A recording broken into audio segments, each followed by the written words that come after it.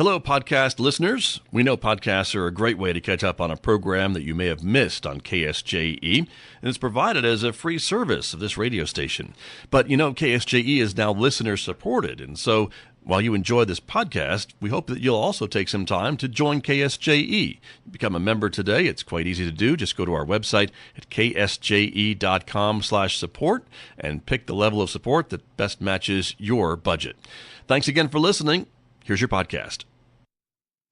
This program is supported by San Juan Regional Medical Center, who's expanding its services to offer low-cost blood screenings all year round, now offering walk-in convenience to get the blood tests you want when you want them. MyLabs, patient-ordered testing, is available in Farmington at the hospital's laboratory and the Outpatient Diagnostic Center on 30th Street. Also in Aztec at San Juan Health Partners Family Medicine at 120 Llanos Street. With nearly 20 tests available, there's an option for everyone. MyLabs, patient-ordered testing, a wellness service of San Juan Regional Medical Center. Wednesday morning here on KSJE. You're listening to the Scott Michlin Morning Program, and good morning to our viewers who are watching us on the KSJE Facebook page and YouTube channel. My guest this morning from the Farmington Municipal School District, and so again I want to introduce all of them. We have a full studio this morning. Dr. Eugene Schmidt is back with us, Superintendent of Schools. Dr. Schmidt, good morning. Good morning, Scott. It's always a pleasure. Thank you for being here, Dr. Schmidt. Also, Ted Lasiewicz is here, Director of Operations. Good morning to you. Good morning, Scott. It's nice to be here. Thank you for being here as well. And Renee Lucero is here, the Chief Information Officer for the district. Good morning. Good morning, Scott. And welcome to you, because this is your first time. My first time here, yes. So it's great to have you all here to talk about some of the many things going on with the district. And so, Dr. Schmidt, I think we'll start with you a little bit about some of the things that have been going on with Farmington schools since we last saw you and heard from you. And I would say there's a great many things of interest to our community. We would like to celebrate with the listening audience today. The first of which is graduation rates. Those people who are, connected to the schools know how important it is to graduate every student. And we're very pleased to share with our community that the graduation numbers are going up. In fact, it's a remarkable jump from just a year ago when we literally went from about 66% graduation rate to 73.4. So really some nice numbers. I want to compliment our school leaders, our teachers certainly, and most importantly, our graduates and their parents, because the primary mission of our school is to get kids out the door, college and career ready. And we are very pleased with the number that came through. And Ms. Lucero would love to have you maybe share a thought or two about some of our schools in particular, if we can fast forward a slide or two. You bet. Some really nice movement by Rosinante, PV, and Farmington High. So, Ms. Lucero? Yeah, I think those three schools in particular are high schools, and they all showed, small increases, but even significant increases at Farmington High and at Rosinante. And those are, I think, a product of very intentional efforts by the staff there to connect with students on a personal level outside of the classroom, and I think it really paid off and shows in that data from PV and Rosinante. Sure. And as for folks who are watching us, we're showing you certainly the numbers that we're talking about, but if you're listening on the radio, let me just explain a little bit of what we're showing other folks. Farmington High School, between school year 2017 and school year 2018, went from a 67.9% graduation rate up to an 83.6. That's probably the biggest jump, I think, in the district. It may well be the state. And the state, I was going to wonder if you knew that or not, Dr. Schmidt, but I'd say it's pretty close if it's not the biggest jump. Yes, I would. I'm with confidence, I'm going to say that people will wonder a lot what's going on at Farmington High. Right. And Piedra Vista, we are looking at the same period of time from 75% graduation rate up to now almost 80%, if we round those numbers up or down, but it's at 80%, so that's another pretty significant change. Yeah. Rosinante, 38.5 now to 48.1. Again, significant there. And then it's New Mexico Virtual Academy is 39.6 to 38.9. That was the only drop. Yes, that we saw. Several things, commentary about these numbers. I appreciated Ms. Lucero's comment about there's some very intentional things going on with the high schools in terms of trying to build better relationships with kids, get to know the kids better, make the purpose of high school more relevant and important through, I think, connections to the world of work. So really some nice leadership and some good things going on in the classroom. We can talk about a number of partnerships. Maybe Ms. Lucero want to talk about how United Way, Regina Atencio from Farmington High, Nancy Shepard from retired from the college. That's right. Have partnered in really a nice little effort to connect with kids. Some mentoring opportunities, right? Yeah, and I think that came out of an effort from Leadership San Juan. Leadership San Juan. Yeah. They're, they do a yearly Project, those with each class members, that's true. And the project for that year was what they call graduation coaches. Graduation coaches. And so, people from the community, people who aren't teachers, who students don't see in school, they visit the school regularly. They meet up with seniors who maybe are on the verge of not graduating, and they meet with them and kind of give them guidance on the importance of graduation. And just it's just another face that they see that's not telling them just to do your homework or not telling them, get to class on time. It's somebody else that's saying, this is what you need to do, this is how we can do it, and also how can I help?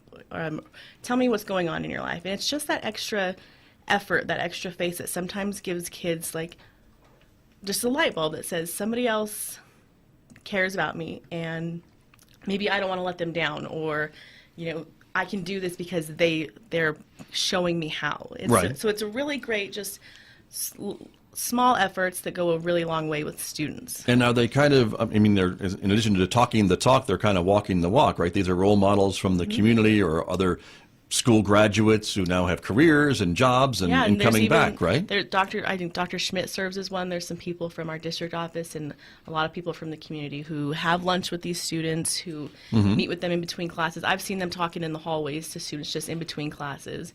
And so it's, like I said, it's just a small effort that goes a really long way for teenage kids. And making a difference, it seems, or an impact, Dr. I was going to say, Scott, that this is an opportunity for the community to rally up even more. We have 14 community leaders. Imagine a bank president coming in, mentoring an at-risk senior, how powerful a connection to the community and world of work that is. And so we have 14. Would love to see that jump to 28, because what we saw from those data points, if I can ask you to go back for the people who are watching online, even Farmington High with an almost 84% graduation rate still had 16% of our kids that didn't make it all the way through. Sure. There are at-risk kids who need an adult mentor that could be of value to our community. So that would be my challenge to the business leaders.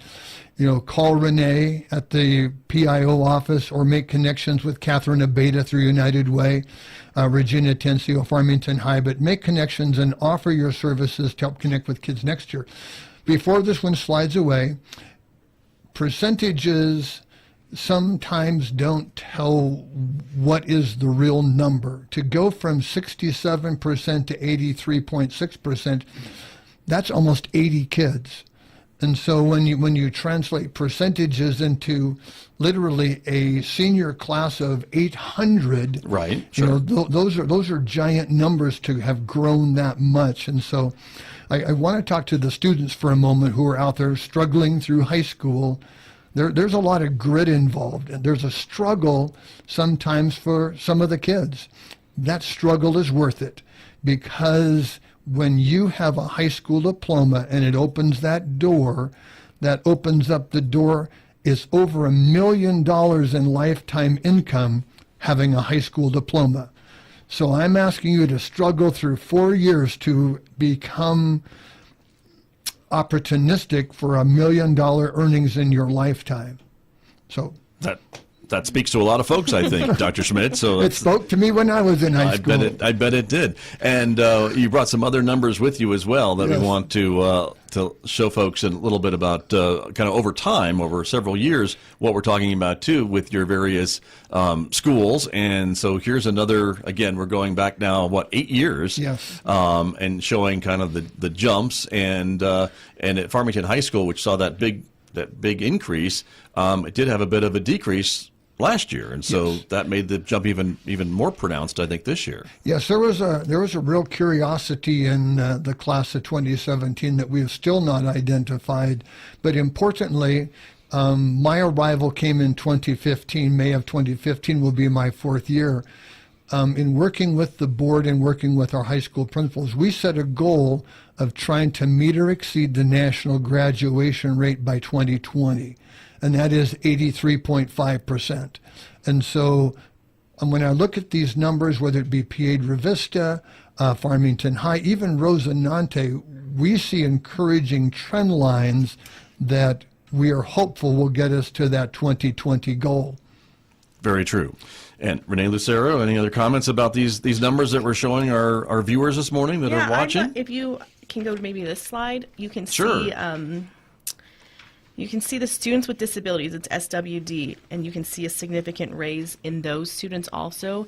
And again, that is a very intentional effort by the district and by school staff to connect with these students, find out how we can help them, and really think outside the box in some of that.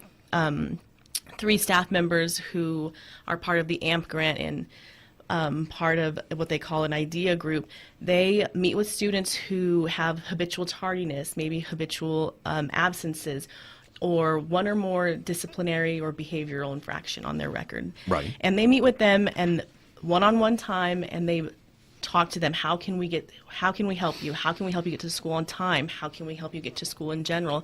And some of their stories and some of the things that hinder our students were such simple fixes. Some of it was getting them on the right bus, letting their children ride the bus with them to get to Rosinante and daycare at the same time. And those really small fixes, you can see that jump from 32.9 to 60.8. Those small fixes, those small, 10-minute windows where they see the kids every day saying, how can we help you? How can we get you to school on time? Really made a big difference for those students with disabilities. And, big kudos to Krista Coolidge. She's the Director of Exceptional Services, and they did a really great job this year, and I think it's going to continue with that because they. Right. So, Scott, if I can jump in, and I want to thank Ms. Lucero for the people who are not. Cannot see this visibly, would love to have her share those numbers, but what I do want to, our promise to the community is there's equal opportunity and access for all kids. And when you look at how Farmington as a school system is closing the achievement gap across all kinds of demographic groups, we spoke to students with disabilities. When Renee shares some of those numbers, you're going to see that happening for our Native American students, for our Hispanic students. And so I think that I would predict with some certainty that all of New Mexico is looking at Farmington wondering how our graduation rate is going up, and in the process, how we are closing achievement gaps along the way. So, Ms. Lucero, right. If you'll share maybe a few of the numbers where... We can see some of the breakdown here, right, with your different ethnicities and students with disabilities, as you mentioned. Very specific, very intentional efforts by our schools, and I think you can even look at Ladera. They just recently were nominated by the state to be a Blue Ribbon School, and that is an award or a recognition you get for for students who are low achieving, closing the gap and getting them closer to those students who are, either proficient or high achieving. Those are specific efforts that our staff, our principals, our teachers are taking to make sure that every student every day is getting the same opportunities and learning what they need to learn. Right. And again, special education and students with disabilities, it's always something that's an important topic because schools need to accept all students. You don't have a admissions process. I mean, every student who wants to get an education gets enrolled, right, Dr. Schmidt? So I appreciate that because, one of the catchphrases that we grew up on was "No Child Left Behind," and I do want to compliment the teachers and principal leaders, certainly the efforts of central office staff.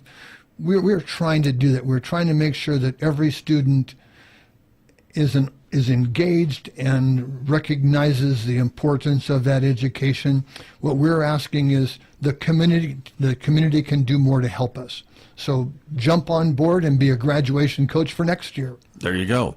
And these numbers, again, as we show them, are, again, putting Farmington schools above the statewide average. Isn't that true? You're about a point above where the state is. Yes, we're very pleased that we have passed the state. And one of the little factoids that I'm particularly proud of is the listening audience knows that I was in Los Alamos before coming to Farmington. So it's with always curiosity I look back. So what's that graduation rate for Los Alamos High School? And right. when I saw theirs was 89 and Farmington's was 84, I'm thinking that two different kinds of groups of kids, good for Farmington and good for Los Alamos, but good for us for pushing an opportunity where all kids are going to be making it through before very long. Very, very exciting. Well, that is a lot of information about graduation rates. I imagine if folks would like more information, they can contact the district office, and yes. Some of these numbers are shared probably on websites and online and things like that in addition to this program. Yep. So fms.k12.nm.us. It's like you know it off the top of your head, Renee Lucero. I don't know why. Probably because you deal with it every day, every hour almost. So very good. Well, let's bring Ted Lasiewicz into the conversation because I know, Mr. Lasiewicz, you are here to talk a little bit about some construction projects and some other things that are going on in the district as you always are when you visit with me. So I appreciate that very much. There are some systems improvements at Country Club Elementary School. And Dr. Schmidt, do you want to start us off on that conversation? Yes, the Farmington has been on a long-range project to bring improvements to every school in the district. We have a 5-year facility master plan that kind of outlines our scope of work.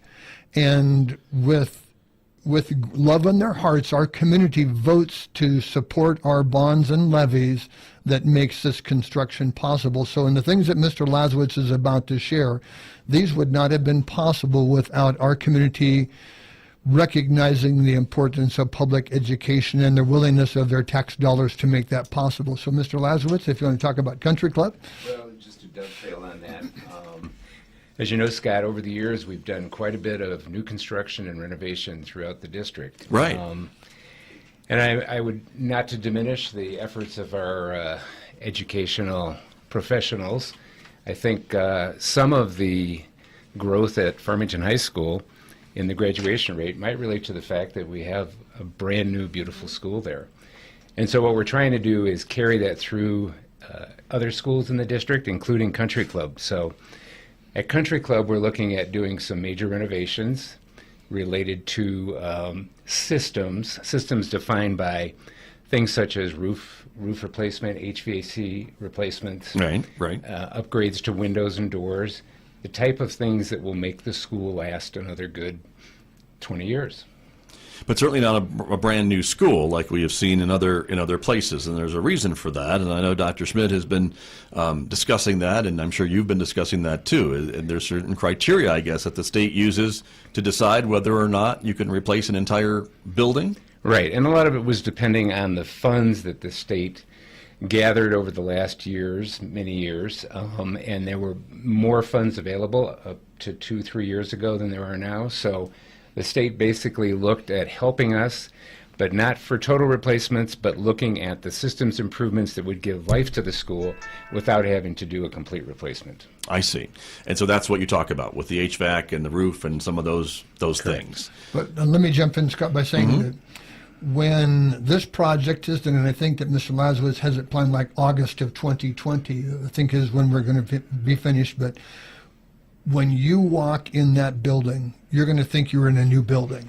When we look at windows and kind of some doors, the brick will be the same, but you go inside the building, you're going to say, there's going to be a pop and a wow factor.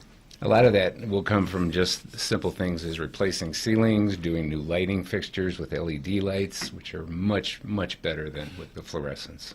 That would be some efficiencies as well, I would suppose. Correct. Then too, and correct? that will save us a lot of operating costs. Got you. And so that is going to start this June? Actually, we're going to be taking bids and presenting it to the board in just a couple weeks. So we will start in June, and it's going to be a 4-phase project, and essentially will wrap up in August of 2020. Got it. And so as we look at all the buildings in the Farmington School District, I mean, I think you're running out of buildings to remodel, Mr. Lasiewicz. There's always work to do. Okay, all right. I know you have job security. I keep telling Dr. Schmidt, if he gave me $100 million, I could really make a big difference. Understood. But you've been working your way through a lot of them, I know, exactly. with the new Tibbetts, of course, and the new high school, of course, and some improvements over at McCormick. McCormick was quite extensive, and don't forget we had a new Northeast we've built, and a new Hermosa Middle School. That's true. And so all those have been on notches on your belt, I suppose, as projects that have been completed. I do want to give Mr. Lasiewicz and his team of maintenance and custodians really a shout out, because with consistency, they are recognized by the state for the upkeep and maintenance of buildings. And so sometimes wonder, people say, well, wasn't that building built in 1958 like Country Club, the original part of Country Club was? Sure, and the answer is yes. But the work of his team to keep buildings alive well beyond their life cycle should be really appreciated by our taxpayers and by the state. Well, and I know in a lot of other communities that those schools may have been replaced by now because of the maintenance that maybe has not been done, or they just don't survive as long as buildings have done here in some Correct. cases. Yes, we're actually recognized throughout the state, as Dr. Schmidt said, for the excellent work we do in maintaining our schools. Right.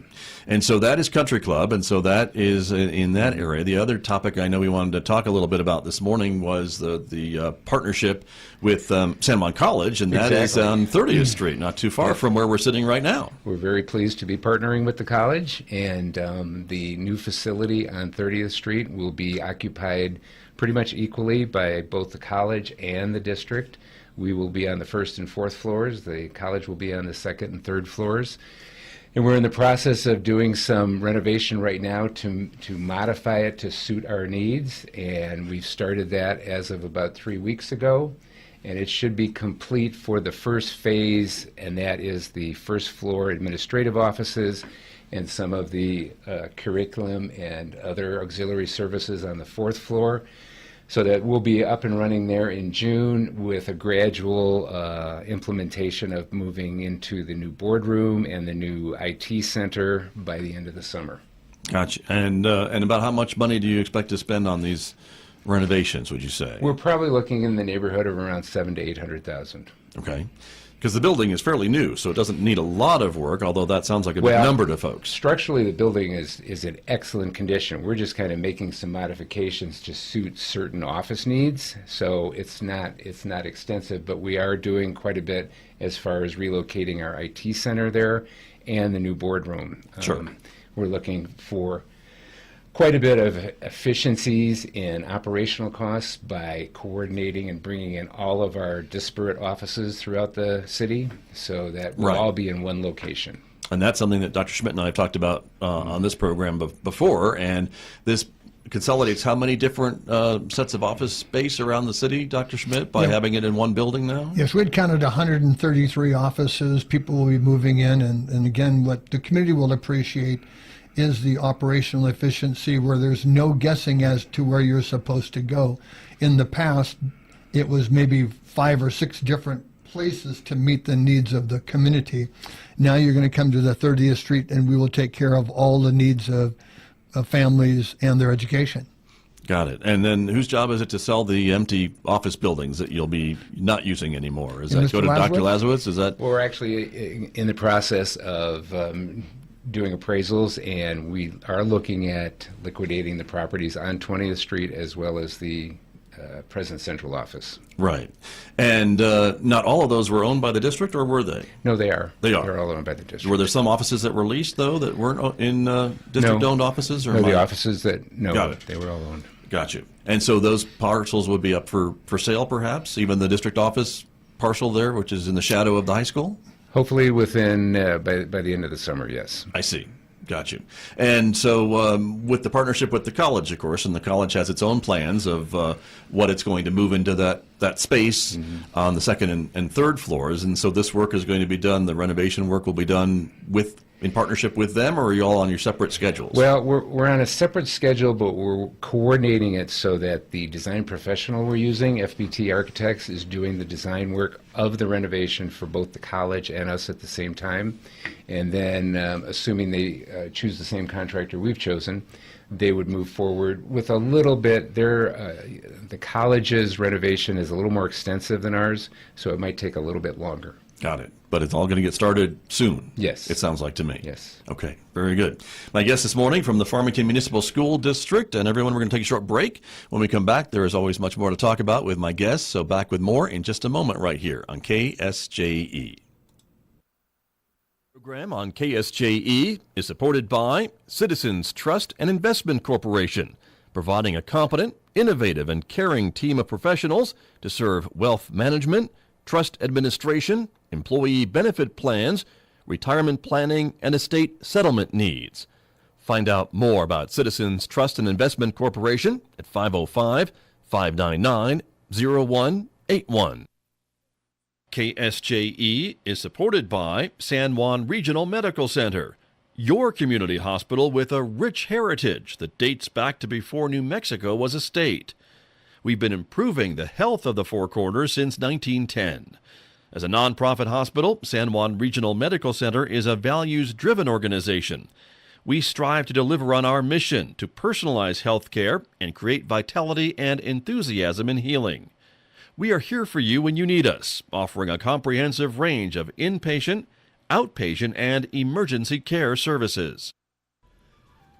It's Wednesday morning here on KSJE. You're listening to the Scott Michlin Morning Program. Good morning, everyone. Thank you for tuning in on KSJE 90.9 FM or streaming on our website, ksje.com, or watching us on the KSJE Facebook page and YouTube channel. My guests this morning are from the Farmington Municipal School District. Once again in our studio, Dr. Eugene Schmidt is here, Superintendent of Schools. Dr. Schmidt, good morning to you. And good morning to the community. Thank you for being here. Ted Lasiewicz is here, Director of Operations. Good morning. It's a pleasure. Thank you for being here. And Renee Lucero is here, the Chief Information Officer for the district. Renee, good morning to you. Good morning, Scott. Great to have all of you with me this morning talking about events and happenings in Farmington schools. And we were talking a little bit about some of the construction and renovations that are going to be happening at Country Club School and also the new 30th Street Education Center, which I believe is what it will now be called. The partnership with San Juan College, and some other things that are happening are job openings at the school district. And Renee Lucero, tell me a little bit about who you're looking for, or what are you looking for? Yeah, I can actually help on that one a little bit, Scott. Dr. Schmidt, sure. The community who would be interested in a typical year, we are looking for anywhere from 70 to 80 teachers. Right. And so there is a wide variety. For example, we currently have 11 elementary positions, kindergarten through 5th grade. In the secondary level, we're always looking for science and math, and this year in particular, we'll be looking for an orchestra, band, choir, and business. And so if those... It's not the same person, is it, Dr. Schmidt? You're looking for different people, right? Yes. That's quite the collection of degrees, but okay. That would be I quite... suppose it could happen. Anyhow, other kinds of positions we are traditionally looking for, special ed, certainly, some gifted positions, and always pre-K. But even beyond that, we are looking for bus drivers, custodians, secretarial, clerical, food services. And so there's really is, don't think about schools just from the position of a teacher, but all different kinds. In fact, one of the key positions we're looking for right now will be the next principal for Piedra Vista High School. And in saying that, I want to give Principal Golden a shout out. Dave, I appreciated that time and talent and the leadership that you've given me on behalf of all of Piedra Vista. But have a whole bunch of new openings coming up, and if you're interested, if you're interested in a teaching career, if you have a current BA, you can get an alternative licensure through San Juan College, and we will help you as a district to do that. But know that there's a lot of different kinds of opportunities. And Ms. Lucero, if you want to jump in for a minute, I also want to talk about the district's webpage of work that you're doing. But Right. do know that there's plenty of openings, and we need your help. These are openings that you know you're going to have in the fall if you don't Yes. already have them in the spring. So, Renee Lucero, this leads us to you, which is the website, right? Yes, As you work on that, and that is kind of the public face of the school district. Exactly. Yeah, all our vacancies are posted on the website, and like I mentioned, fms.k12.nm.us, but that might be changing here. About August 1st, we hope to go live with a new district website, and that also means that all the schools will have new websites. Okay. Well, that doesn't sound like a small endeavor at all. No, it is not. It's not small, but I think it's really necessary. If you look at our website right now, what I've been saying, and I'm sure people are sick of hearing it, is we've kind of been using it as a basket or a bucket. We've been putting things there for people to find, but we're not using it as a billboard where we tell people where things are, where we tell people this is what we're doing. So that's kind of my job, to kind of go in there, figure out what needs to be where, and we're working with a third party to do that with us. So I think parents and staff are happy to see some kind of changes happening there. I know when I've gotten some feedback, I've met with a lot of principals so far, and I've gotten some feedback about things like, we don't know where this is, we just use Facebook.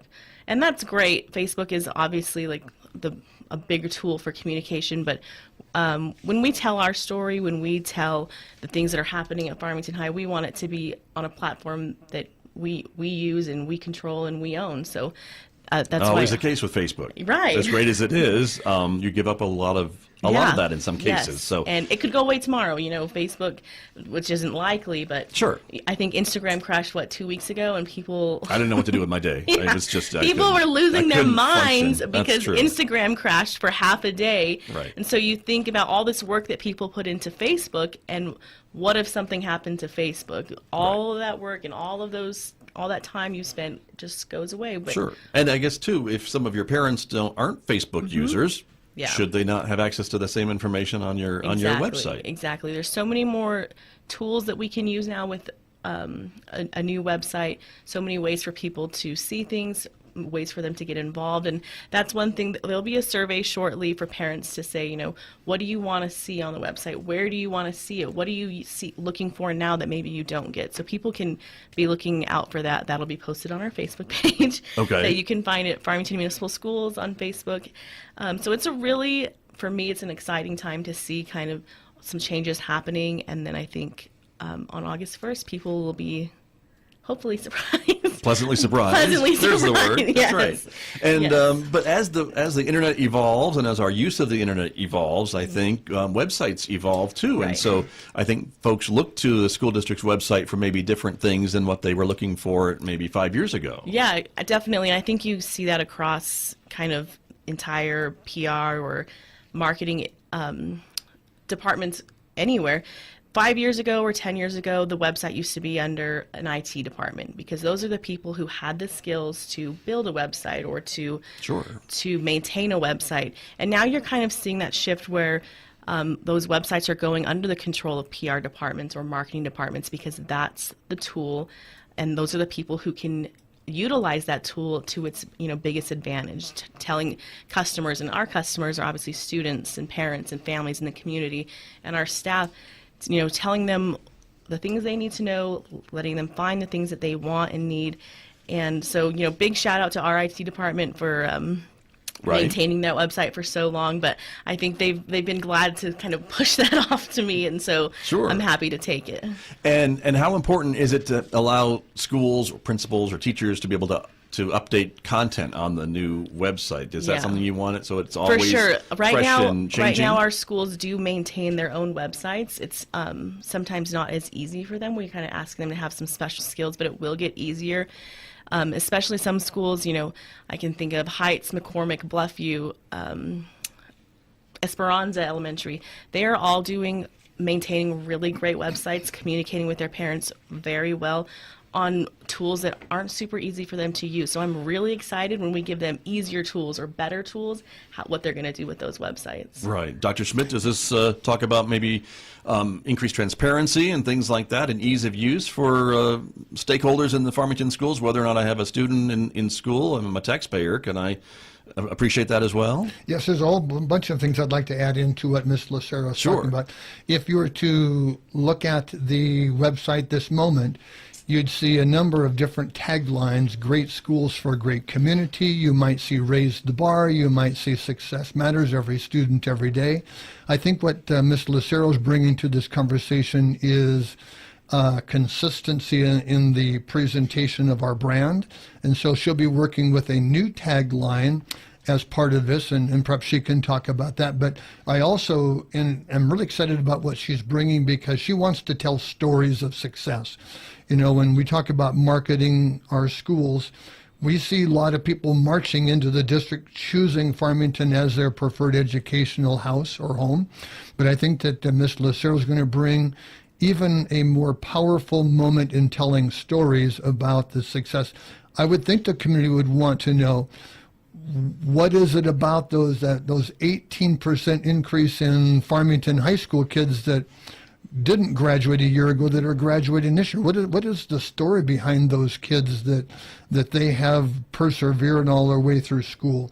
I think that we want to make data more visible. You talked about transparency.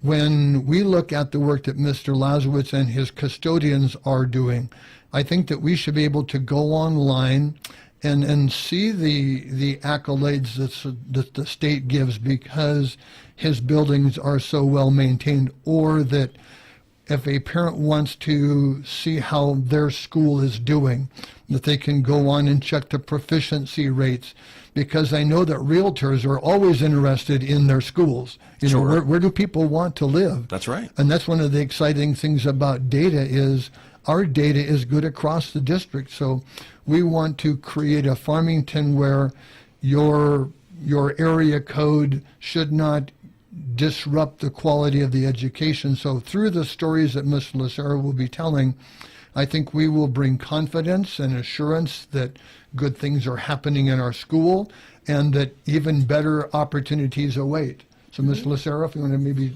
finish that up? Yeah, I think when he mentions, telling stories about students and staff, like that's really, I'm going to say that's my jam. I love to do that. Right. I'm from Farmington. I went through Farmington schools, Ladera, Tibbetts, Farmington High. And, my story isn't anything special, but it's special to me. And I think that there's a lot of kids out there who are doing the same thing. They're, doing really great things, and people should know about it. And our teachers too. Our teachers are incredible, and the more that people can hear about that, the more that they, say, oh, I heard about this teacher, I heard about this student, they deserve my vote for this bond. Or, I heard about this kid who was struggling, but then I heard he got a graduation coach. I want to do that. So all of these things, kind of, it's a full circle of life Lion King moment. So right. Yeah. and when we talk about marketing and branding and those types of things, some folks may find a hard connection to a school district, right. But it is important in messaging, I guess, to have every school maybe talking about the same kind of right. messaging. Is that what you're striving Absolutely. For as well? And I think every day goes by, public schools, you realize there's maybe a little bit more marketing in it. We need teachers, and those teachers have a choice of where they can go here.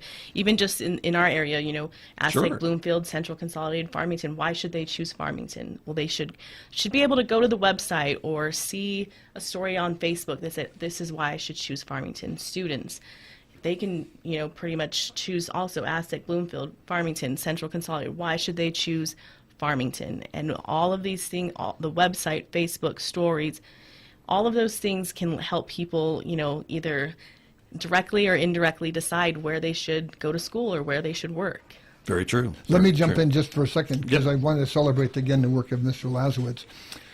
Won't it be fun when there's a picture of Mr. Lasiewicz holding the trophy for the best designed building in the state of New Mexico? Wouldn't it be fun? Because I know that these things, just a week ago, we learned that Farmington High had the best architectural design, and it got one of those awards earlier in the year. Right. So his trophy case is going to be littered with the quality of his construction that he's taking these schools through. So think about how important that message is in gaining the confidence of our voters who are giving their hard-earned dollars so that he can rebuild schools. Right. And so very exciting. And Ms. Lucero already mentioned that Northeast Elementary a year ago was a national Title I distinguished school. Think about that, a national Title I. This year, Ladera is being nominated as a national Blue Ribbon school.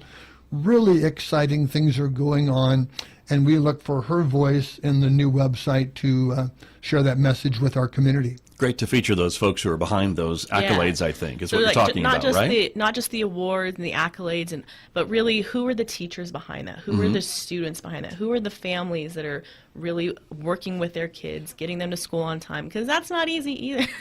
True. That's very true. Just all of those stories behind the big stories. That's very true. And I'm afraid we are out of time, everybody, but lots of great stories shared here today as well. I can see it now. Farmington Municipal Schools, jolt your journey. There you go. Oh, wait, that's been taken. Maybe something else, but the messaging is there. Thank you all for coming in this morning. Thank you, Scott. Appreciate it very much. My guests from the Farmington Municipal Schools. I hope they'll come back here on KSJE. Back with more in just a moment, everyone. This program on KSJE is supported by Citizens Trust and Investment Corporation, providing a competent, innovative, and caring team of professionals to serve wealth management, trust administration, employee benefit plans, retirement planning, and estate settlement needs. Find out more about Citizens Trust and Investment Corporation at 505-599-0181. It's Wednesday morning here on KSJE, and as we do every Wednesday at this time, we take a little trip over to the Encouragement Lab through the miracle of Skype, and we can see Dr. Mike Haddabaugh, who is joining us from the lab this morning. Dr. Haddabaugh, good morning. Good morning. Thank you for joining us, and as always, we are talking about authenticity for the last several weeks, and this week the theme is, the topic is, it's not you, it's me. It's not you, it's me. How many times have I heard that before? Well, and what's funny, so one of the things that the pushbacks that I get when I talk about authenticity is that people say, well, gosh, I can't just say, no, I don't want to hang out with you because you stink today. Oh, well, that's being a little too authentic, right? Right. And so realize that authenticity ends when you start talking about others. And so one of the quick workarounds for that is that phrase, it's not you, it's me.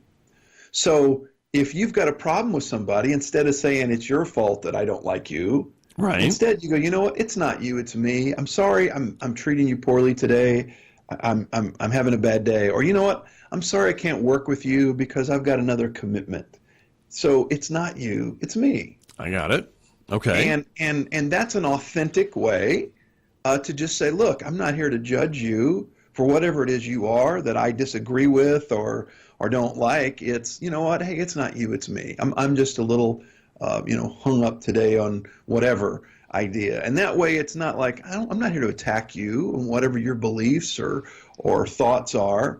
It's, look, this is my problem that I got to deal with. And I would think that helps in a number of situations, Dr. Haddabaugh, because it kind of takes the focus off of that other individual and puts it back on yourself, and you're kind of the driver in the situation of whatever it is you do or don't want to do, right?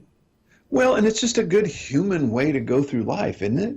It's just a great way to say, you know what, I'm not here to stomp on people, and because when we start criticizing others, what we're really saying is I'm better than you because I think this way or act this way or do this way. And so when you use that phrase, it's not you, it's me, it just takes that away and says, look, I can still respect you as a human being and we can still do maybe something else. But in this case, it's just not going to happen because of me. So I'm sorry. Right. Nice way to bring that around and make sense. And we hear that a lot in relationships, I think, too, don't we? When someone wants to break up or something. And that way it's truthful, too. So it's not, I'm not being fraudulent. Everybody knows somebody that when you ask them if they'll do something with you, they always say yes, but then they cancel or they don't show up. Right. Frustrating. Right. This is a much better answer. Is, you know what? No, I can't. I've got this going on, or I'm going to be unable to do that. I learned that when I was a pastor for a lot of years. I had a couple nights of the week that I just had my office manager block off and say, you know what? He's got an appointment that night. So it's not, oh, sorry, he didn't want to see you because he's hanging out with his family. People didn't like that, to hear that. So instead it was, oh, he's already booked, because I'd already booked Thursday nights was a night to eat at home with my family. So when I'd get asked to do something on a Thursday night, that's what my office manager would say to people. And that wasn't received very well. So it's not you. It's not he doesn't want to go to your event. It's him. He's already got something scheduled. Got it. That's a great way to look at things and to plan. And again, it makes everybody feel a little bit better, I guess, in that situation, right? Yeah, if you want to do that. Some people don't care, but true. I think it's a better way to go through life. I do too. I think, and always good advice. Thank you, Dr. Adebaugh. You're welcome. All right, we'll see you next week. See you then. All right, that is Dr. Mike Adebaugh. He is with me every Wednesday from the Encouragement Lab right here on KSJE Farmington. Did you enjoy that podcast? We hope that you did. And if you did, share it with your friends. And if you really want to keep podcasts like this coming, please support KSJE. You can do it easily online at ksje.com.